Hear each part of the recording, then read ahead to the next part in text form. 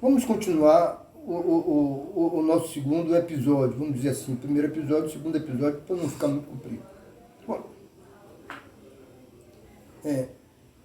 e o povo lá de Jerusalém escolheu Barrabás, solta Barrabás e prende Jesus.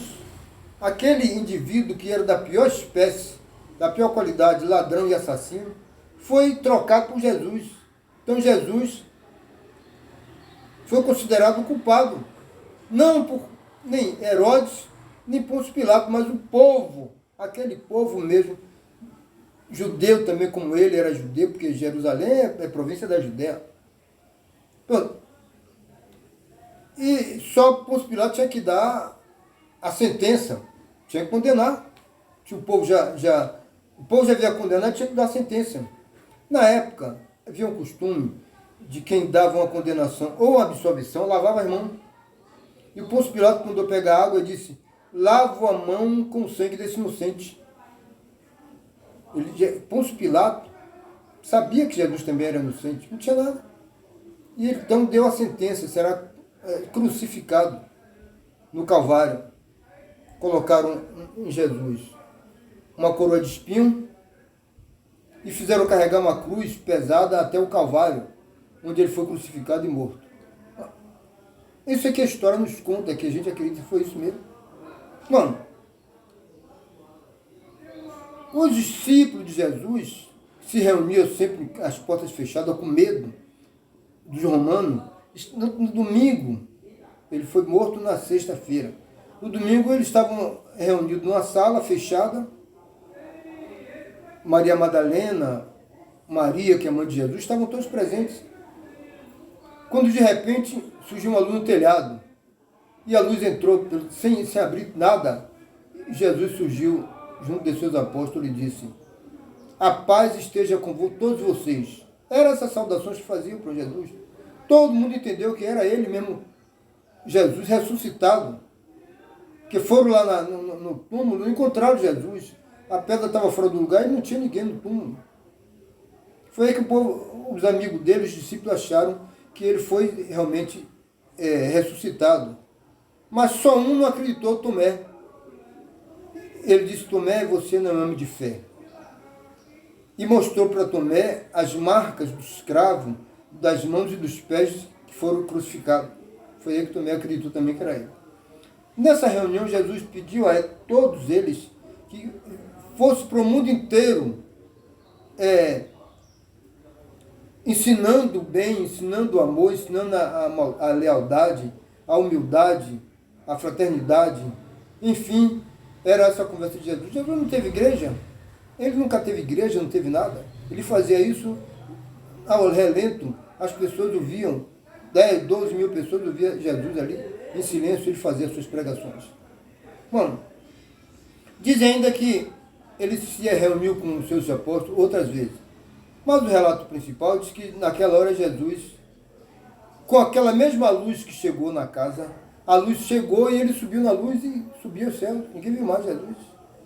Essa é a história da vida de Jesus, da vida de Jesus Cristo. Bom, depois da morte de Cristo, as pessoas que o seguiam eram chamadas de cristãos. E surgiu então o cristianismo. Logo depois da morte de Cristo, surgiu o cristianismo, que era perseguido. Todos os imperadores perseguiam o cristianismo. E ainda diz o seguinte: surgiu o catolicismo. Do cristianismo surgiu o catolicismo. E do catolicismo tinha o mandatário geral, que era o Papa. Como até hoje o Papa é o mandatário geral do catolicismo no Brasil. No mundo. Mas disseram ainda que Pedro foi o primeiro Papa. Isso é a história da carochinha.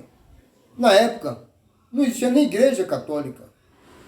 Foi no governo de Nero, no ano 64 depois de Cristo. Não existia ainda a religião católica, o catolicismo, enfim. Na época de Pedro existia o cristianismo, ou seja, os cristãos. Tanto que Pedro foi condenado por Nero, foi crucificado de cabeça para baixo e tocado fogo. Isso no ano de 64 depois de Cristo. Não existia a igreja católica. Tempo depois, o cristianismo cresceu e se tornou o catolicismo, que é o catolicismo que hoje todos nós, católicos, praticamos. Quem não é católico pratica outra religião. Bom, Cristo faleceu, morreu, foi crucificado, e o cristianismo que aí. Veio o catolicismo, mas o Papa, que eu não me lembro o nome dele, não sei se foi Gregório V, não sei, não me lembro assim de as datas, ele vendia indulgências. O que é isso? As pessoas compravam indulgências para quando morrer não ir para o inferno. Pagava o Papa. A indulgência até hoje vive, até hoje é vendida. Quase todas as igrejas do mundo vendem indulgência, para você não morrer e não ir para o inferno. Então,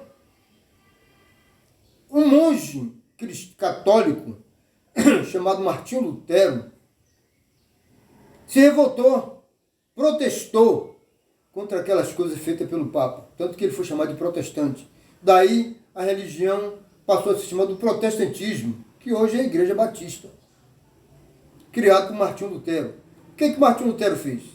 Trancou-se no mosteiro, traduziu a Bíblia do latim para o alemão, com novas regras, tirando aquelas coisas ruins daquela venda de indulgência. Mas aí veio as reformas. O que foi a reforma que veio? A Igreja Ortodoxa Grega. Depois veio o zwinglismo na Suíça, Zwinglio, que era imperador, que era rei da Suíça, criou o zwinglismo, uma religião. Na Inglaterra, o Duque de Bourbon, Henrique VIII, que era o rei da Inglaterra, criou o anglicanismo. Por que ele criou o anglicanismo? Porque ele era casado na religião católica, queria se casar com Ana Bolena, uma francesa da sua corte, mas não podia porque, aliás, era casado, ele criou o anglicanismo. Hoje, a religião predominante na Inglaterra é o anglicanismo. Tem igreja no mundo inteiro. Na Bahia, em Salvador, tem igreja anglicana. Até a Rádio Excelsior, algum tempo atrás, tinha lá a hora anglicana, que era 6 horas da tarde. Então, essa religião foi criada por Henrique VIII para poder se casar. Então, os reformadores foram assim. Por volta de 1955, eu era estudante de ginásio, e meu professor de ginásio dizia que no mundo já havia 2.500 religiões. 68 anos depois, e hoje, quantas religiões existem no mundo? Mais de 10 mil, é claro. Depois do catolicismo, porque antes tinha o islamismo, tinha o maometismo, o budismo, tinha os seguidores de Josué, de Moisés, eram todas as religiões antes do catolicismo. Então, já existia. E aí, e as indulgências continuam sendo vendidas? Então, sim. As igrejas obrigam aos seus fiéis a pagar o dízimo. O que quer dizer isso? 10% do salário do pobre trabalhador vai para a igreja. Hoje, por exemplo, tira R$132. Tira do pobre do trabalhador que acredita para não ir para o inferno, quando morrer não ir para o inferno, para pagar a indulgência, pagar o dízimo. Outros têm até carnês que eles pagam. As igrejas, não vou citar o nome delas, que não é interessante citar o nome de igreja nenhuma. Quem comenta não pode tomar partidarismo. As igrejas, elas são a custo zero. Ninguém paga nada. Porque até o material de limpeza, para fazer limpar a igreja, é comprado pelos fiéis. E os próprios fiéis é quem limpa, que lá vão gastar um tostão da igreja. Os donos da igreja são milionários. Eles têm lanchas potentes, têm aviões, têm pensões, tudo quanto é lugar no mundo. Agora, só que não está no nome dele, está no nome da igreja, mas quem usa é ele. Ele e toda a família dele. São milionários, bilionários, donos dessas igrejas. O que acontece hoje? Eles continuam vendendo indulgência. E assim, as pessoas estão deprimidas, estão doentes, e vão para a igreja pedir uma cura. E lá diz assim, a sua doença só lá diz dinheiro você deu um dedo. Tem que doar para Deus. É seu anel, é um colar, é um brinco, é uma pulseira. E as pessoas dão à igreja. Quer dizer, compra as indulgências para morrer no inferno. É assim que acontece. E aí vão mais além. Eles tomam casas, apartamentos, fazendas, sítios das pessoas que creem, as pessoas que creem neles. Eles não querem ir para o inferno quando morrer. Então, assim, você me dá a sua fazenda, dá a Deus, dou a Deus que você vai para o céu. E as pessoas não. O que acontece com as igrejas? Hoje, as igrejas têm até franquias. Não vou dizer o nome das igrejas que tem franquia, mas Muita gente já sabe que são as igrejas que é franquia. O que é isso? Você quer abrir uma igreja no seu bairro? Você aluga uma casa ou compra? E compra a franquia na mão do dono da igreja. Ele determina quanto você vai lhe vender. Você paga. Eles vão lhe dar assistência de como é que você vai fazer as suas pregações, como é que você vai cobrar os fiéis. Porque todo mês você tem que dar uma parte para ele, 10% a eles. São bilionários por isso. Todas as igrejas, não vou dizer de que ramo é, fazem isso. Você já imaginou 10% da receita das igrejas vão para o bolso deles? E a franquia. Tem jeito, é franquia. Você paga a franquia e continua vendendo a indulgência. É assim que funciona. Você, para não ir para o inferno, faz isso. Compra a franquia, faz a sua igreja e vai viver disso. E as pessoas creem neles, creem que vão ser salvas e vão para lá alimentar a riqueza, a nobreza desse pessoal. Isso é a religião. Funciona assim. Acabou as indulgências do Papa? Não. Ela continua de outra forma, mas continua pagando a indulgência. Tudo que você faz na igreja, você paga. Todas elas. Tudo que você faz, você paga. O que você está indo? Pagando para não ir para o inferno. Não adiantou Martinho Lutero fazer o seu protesto, criar uma nova igreja, que as pessoas continuam, até a igreja que o Martinho Lutero, algumas delas fazem isso também, vende de indulgência.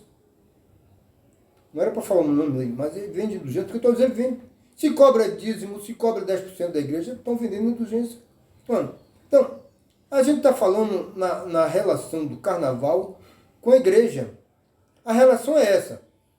A festa da carne, a quarta-feira, que é o dia da reflexão, de quarta até domingo, que culmina com a festa da Páscoa.